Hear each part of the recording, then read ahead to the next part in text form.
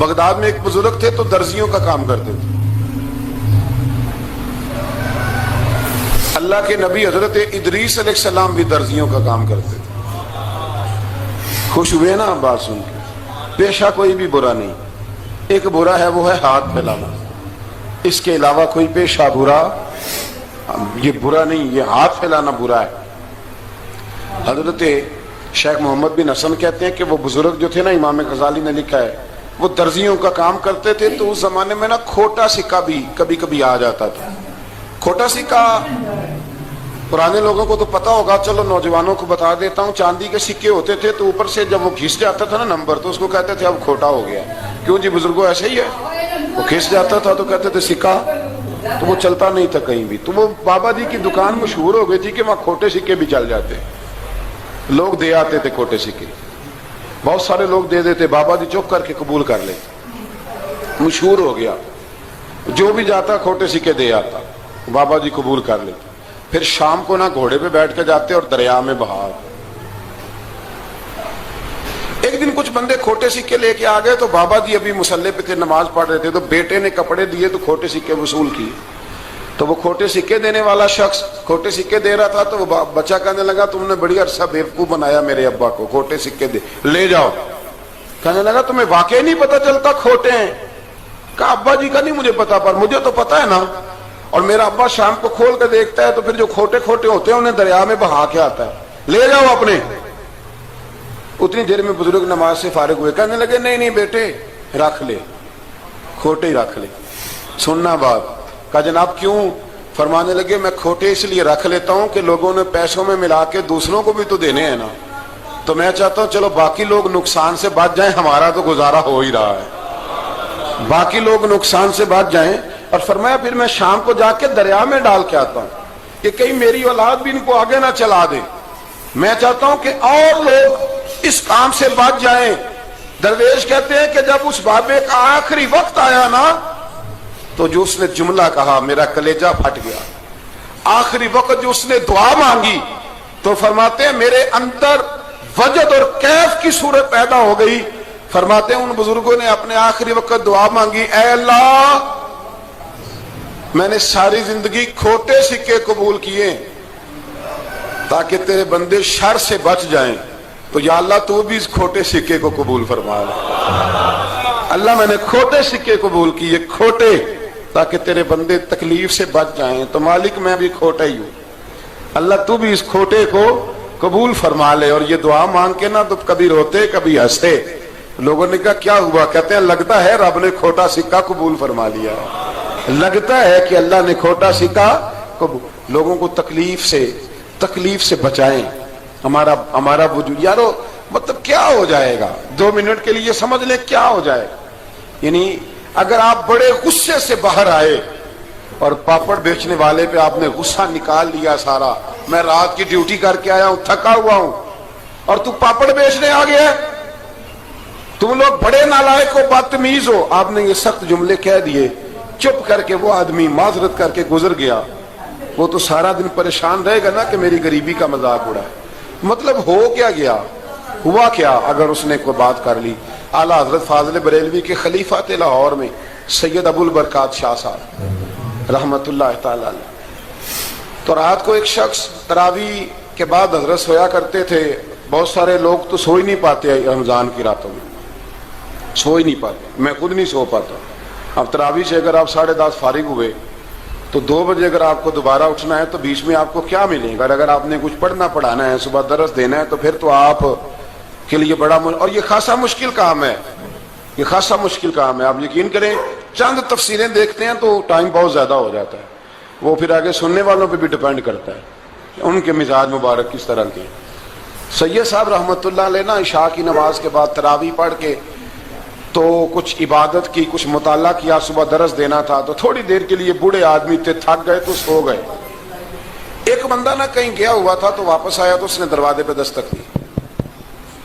تو سید صاحب کے بیٹے تھے، بخاری شریف کی شرح لکھی، بڑے عالم تھے سید محمود رضوی صاحب رحمت اللہ. رضوی صاحب کہتے میں نے دروازہ کھولا، میں نے کہا ہاں جی بولو. کہنے لگا جی میں نے سید صاحب سے ملنا ہے. مفتی اعظم پاکستان تھے وہ، لاہور میں حزب الاناف ادارہ تھا، سید ابو البرکات شاہ. میں نے حضرت صاحب سے ملنا ہے. تو کہا کوئی حکم ہو تو مجھے نہیں جی میں نے انہی سے ہی ملنا ہے. یہ بھی بڑا مسئلہ ہوتا ہے, میں نے انہی سے ہی ملنا ہے. چلو ٹھیک ہے جی انہی سے مل لو. تو کہتے ہیں اتنی دیر میں نا سید صاحب بھی اٹھ کے آ گئے. محمود کون آیا؟ تو اس نے کہا حضور میں آپ کا ایک عقیدت مند ہوں, تو میں کہیں گیا ہوا تھا تو ابھی واپس آیا ہوں, تو مسئلہ نا کئی دفعہ پوچھنا کرتا ہوں تو بھول جاتا ہوں, ذرا بات کی نزاکت کو دیکھنا, بھول جاتا ہوں. تو یاد آیا تھا تو میں نے کہا چلو ابھی پوچھ آتا ہوں, گزر رہا تھا یہاں سے, میں پوچھو. کہنے لگا جی پوچھنا یہ تھا کہ جس نے فرض جماعت کے ساتھ نہ پڑھے ہوں رمضان میں تو کیا وتر جماعت سے پڑھ سکتا ہے؟ مسئلہ پوچھنا تھا. علامہ محمود رضوی صاحب کہتا ہے مجھے بڑا ہی غصہ آیا. میں نے کہا کہ پتہ نہیں کوئی اس وقت مشکل آ گئی ہے جو رات کو آیا ہے. کسی وقت انسان رات کو طلاق دے بیٹھتا ہے, کوئی ایسی بات ہو جاتی ہے تو عالم کے دروازے پر, یہ تو عام سا مسئلہ ہے, سویرے بھی پوچھ لیتا. اتنی تکلیف دی اس نے, کتنی بڑی اذیت ہے. اور ایسے ہوتا ہے, ہم نہیں یہ احساس کرتے کہ یار تھوڑا سا دیکھ لیں, ماحول کو دیکھ لیں, طبیعت کو دیکھ لیں. مجھے بڑی اچھی طرح یاد ہے کہ میں نے ایک دفعہ نا ایک عالم سے مسئلہ دریافت کیا, وہ ہمارے استاد تھے, تو مجھ پہ ناراض ہوئے. میں بڑا پریشان ہوا کہ پوچھی تو میں نے دین کی بات تھی, تو استاد ہی ناراض ہو گئے. استاد واپس آیا تو یہ کہنے لگے تمہیں پتہ ہے میں شوگر کا مریض ہوں. میں بڑی تکلیف میں تھا اور میں نے نماز کے لیے میں جلدی کیوں اٹھ کے چلا گیا تھا, میں نے ایک روٹی کھانی تھی, مجھے کچھ ہو رہا تھا. تو اب میں اگر تجھے انکار کرتا دین کی بات, تھوڑا دیکھ لیا کرو, مزاج کو سمجھ لیا کرو, تم سمجھتے نہیں, احساس ہی نہیں پیدا کرتے.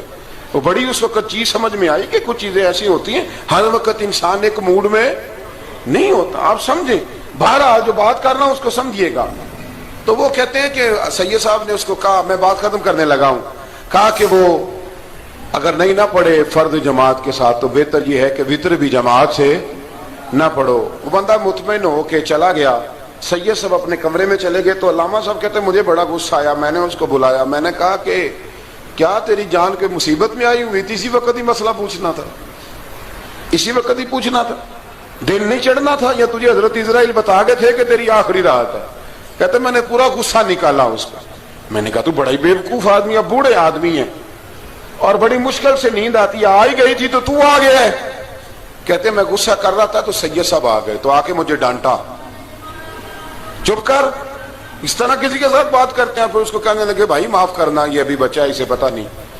کہتے ہیں پھر مجھے کمرے میں لے گئے اور بہت بڑا ہی جملہ کہا. اگر آپ اپنا کلیجہ ٹھنڈا کرنا چاہیں نا تو اس طرح بھی کر سکتے ہیں.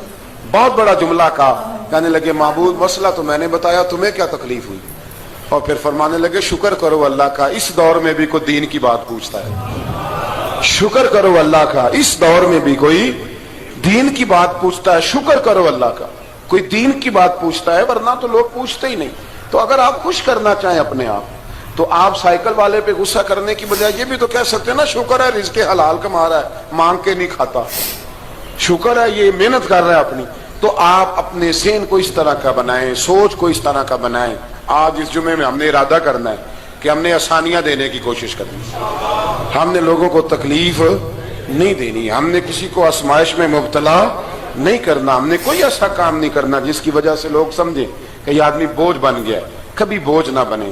یارو کتنا بدبخت ہے وہ آدمی جس کے مرنے کی لوگ دعا مانگے, اس کے مرنے کی. حضرت عبداللہ ابن مبارک کے پڑوس میں ایک یہودی رہتا تھا, یہودی تھا, یہودی. حضرت عبداللہ ابن مبارک مکان بیچنے لگے. حضرت عبداللہ ابن مبارک کا پڑوسی مکان بیچنے لگا, وہ یہودی. تو کہا تو کہا کتنے کا؟ 2000 دینار کا, 2000 دینار. تو انہوں نے کہا کہ اس گلی میں, اس محلے میں تو 1000 دینار کا مکان ہے, تو تیرا 2 کا کیوں ہے؟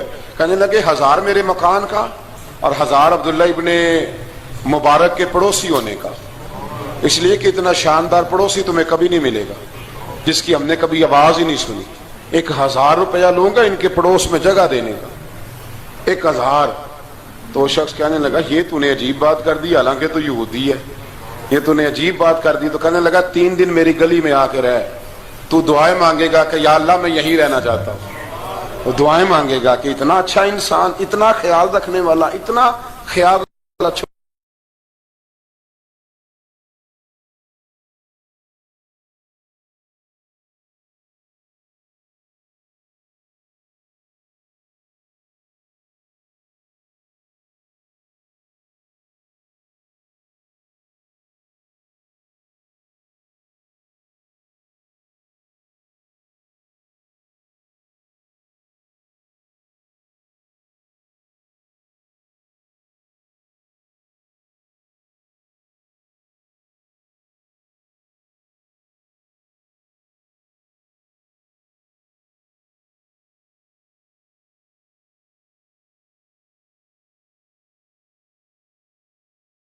किसी से प्यार करे।